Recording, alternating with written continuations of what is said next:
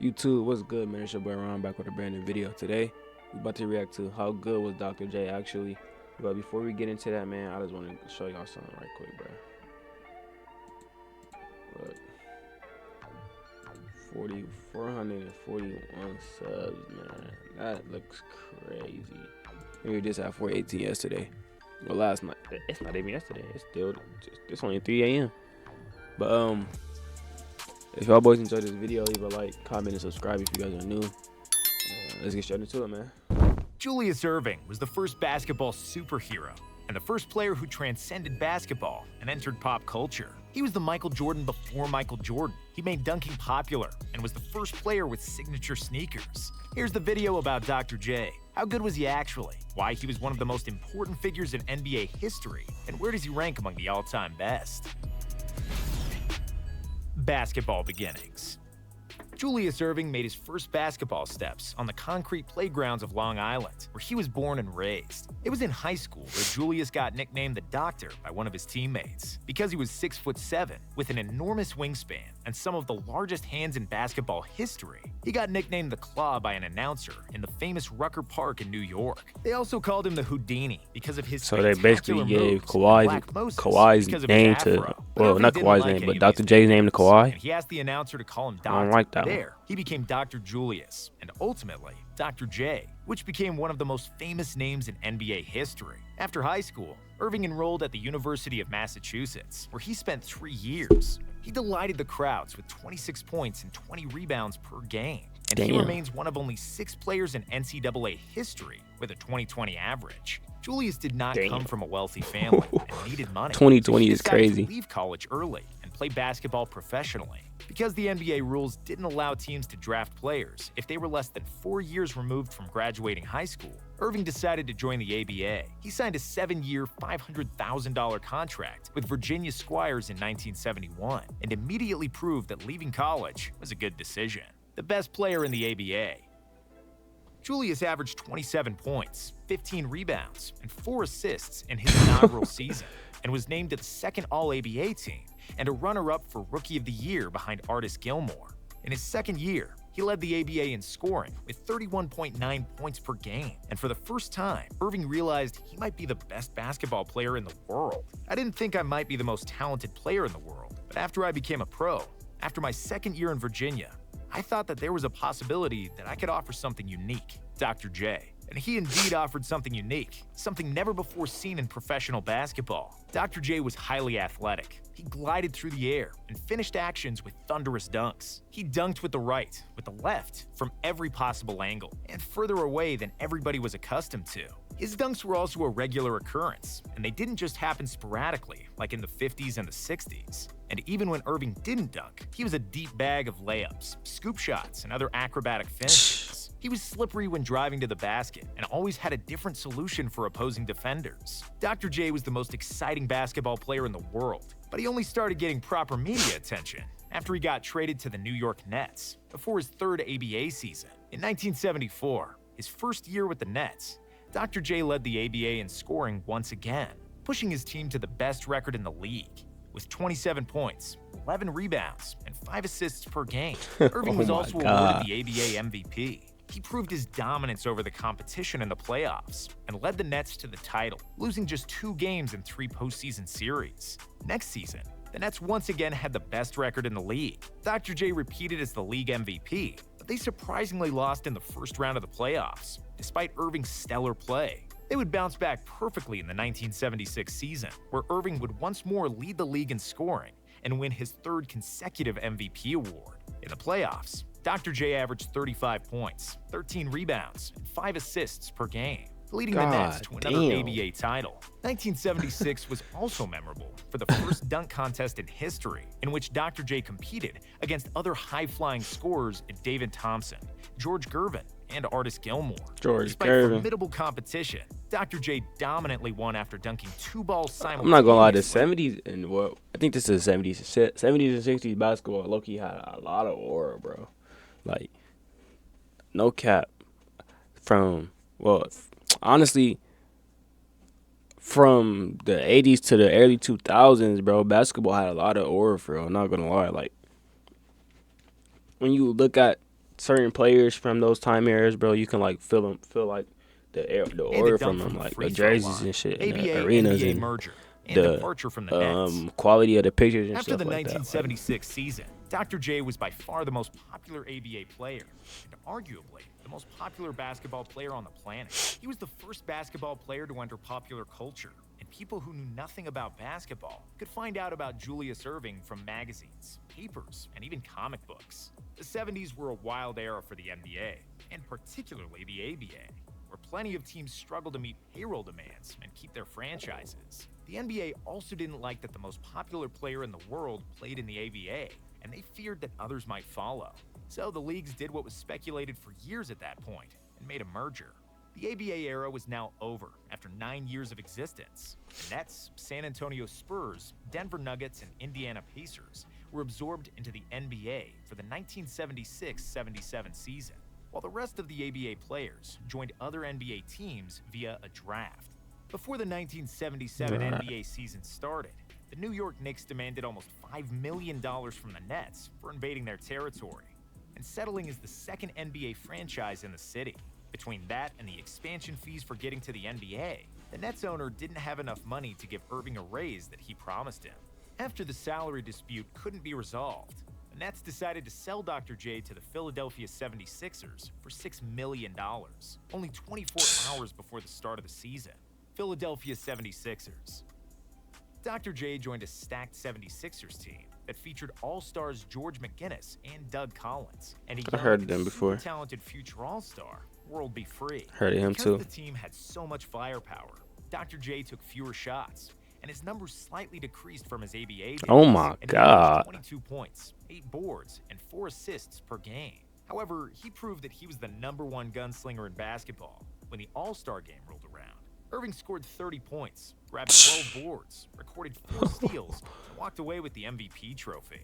Philadelphia had the best record in the East and got to their first NBA Finals since the Wilt Chamberlain era. However, in the finals against Portland, despite 30 points, 7 boards, and 5 assists from Dr. J, Philly couldn't get past Bill Walton, who dominated the 76ers down low, averaging 19 points, 19 rebounds, and 4 blocks. How many points? Series. In the next couple of seasons, the Sixers management was trying to who dominated the 76ers down low, averaging 19 points, 19 and 4 blocks. and 4. Oh my in the next God. seasons, the Sixers management was trying to figure out how to build the team around him, realizing that they don't need so much scoring, but more defense. They transformed from the best offensive team in the league in 1977 and 1978 to the best defensive team in 1979 and 1980.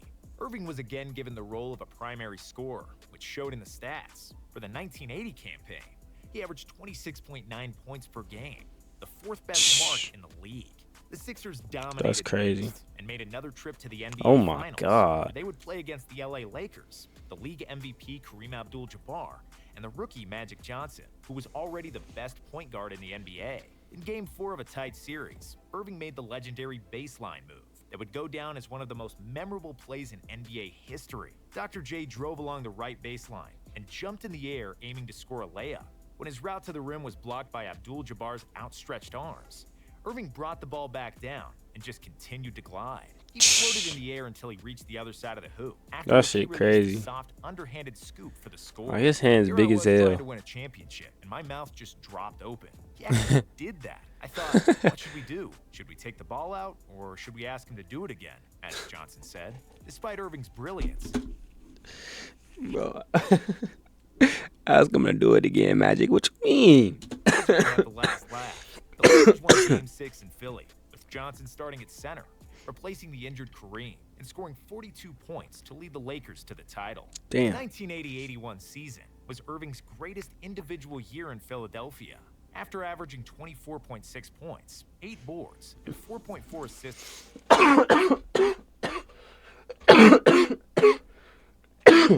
All right, my bad. per game, he was named the league MVP. The 76ers had the best record in the league, but they blew a 3-1 lead against Larry Bird and the Celtics in the Oh my conference God. finals, losing the last 3 games by a combined 5 points. Close but no cigar theme continued in the 1982 season. It was another dominant year for the Sixers and Dr. J, where Philly avenged their loss to the Celtics in the Eastern Finals. But after they got rid of Bird, here came magic in the finals, and the Sixers couldn't get over the hump again, despite 25 points per game from Irving. It was Dr. J's third finals loss in 6 years with the Sixers, and despite him proving his brilliance, he was running out of time. Irving was 32 years old, and if he was going to win an NBA title, the team needed to make a change. Moses Malone and Fo. Moses Malone was the NBA MVP in 1982, and by the end of that season, he became a restricted free agent. The Sixers offered him $13 million over 6 seasons, which was a reasonable price for the best center in the league. The Rockets' ownership was stingy and short-sighted, and they decided not to match the offer, and the news was treated as a second Christmas in the Irving household. Dr. J finally had a dominant center to battle the Celtics and the Lakers, the only missing piece during his tenure with the Sixers. With Moses, Irving, Andrew Toney, and Mo Cheeks, the Sixers finally looked like a championship team, and they steamrolled through the regular season, winning 65 games and securing home court advantage throughout the playoffs. Malone was named the MVP of the league for the second consecutive time, and before the playoffs, Moses predicted that Philadelphia would go Fo, envisioning a 4-game sweep in each of the playoffs' 3 rounds. He was proved wrong, but only by a hair, as the Sixers lost just 1 game throughout the playoffs, going 4-5-4 or 12-1 overall. In the finals, they swept the Lakers, as Malone out-rebounded Kareem 72-30 in 4 games. Even though he was now the second-best player on the team, Dr. J finally won an NBA championship. The Sixers would make the playoffs each time for the next 4 seasons, but they couldn't make another finals. Dr. J kept averaging solid numbers even at the age of 37, when he ultimately retired after the 1987 NBA season. Legacy. Dr. J retired as arguably the best small forward ever at the time, and he is still in the all-time top 5 at his position. He made the All-Star team in the playoffs in each of his 16 seasons, and he scored over 30,000 points in both the ABA and NBA. Apart from scoring, Irving was also one of the best defenders of his era, which is proven by his 2. That's one of the things about back then that I'm really trying to peep about for real. Like, not only did players play defense, but the best, like, not only were players good at offense, but the best offensive players were also great at defense too, bro. Like, that's what I'm starting to realize, bro. Like, with MJ and Dr. J, like, all of them, honestly, Bird, John Magic, like, a lot of them, like, well, not a lot of them, back then the era was, like, built off of grit and grind, basically, really, for real. Like, they were fighting for loose balls and all that, bro. Like, it's definitely way different, bro. The defense, they played way harder defense back then. Like,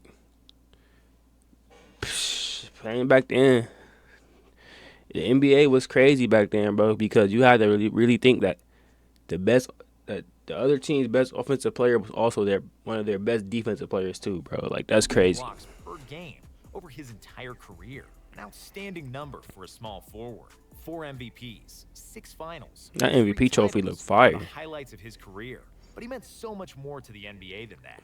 He was the catalyst for the NBA and ABA merger, and he was the biggest superstar when the league desperately needed one. When basketball games weren't always televised, and when the future of the NBA was in financial jeopardy, Dr. J was the epitome of cool. He revolutionized the game, and every kid and aspiring player wanted to be like him, just like everyone wanted to be like Jordan in the 90s. In fact, almost everything that MJ did in the 80s and 90s, Dr. J did it a decade earlier. Whether it's having a signature shoe, dunking from the free throw line in a dunk contest, or making an iconic layup in the NBA Finals. Man, that's crazy. Because Jordan did make a shot against the same team. That's crazy. Jordan did make a crazy... Yeah, that's crazy, bro. Hey, man. If y'all boys enjoyed this video, leave a like. Comment what you want me to react to. If you guys have anything to say about this video, just let me know in the comment section. If you guys are new, don't forget to subscribe. We grinding right now, bro. We posting videos every day, so you guys won't be wasting your subscription. And don't forget to turn the post notification bell on too, so y'all know when I upload. Cause I've been uploading a lot, so you feel me? Y'all gotta know when I'm uploading. Yeah, if I like this video, leave a like, comment, and subscribe. And I'm out, man.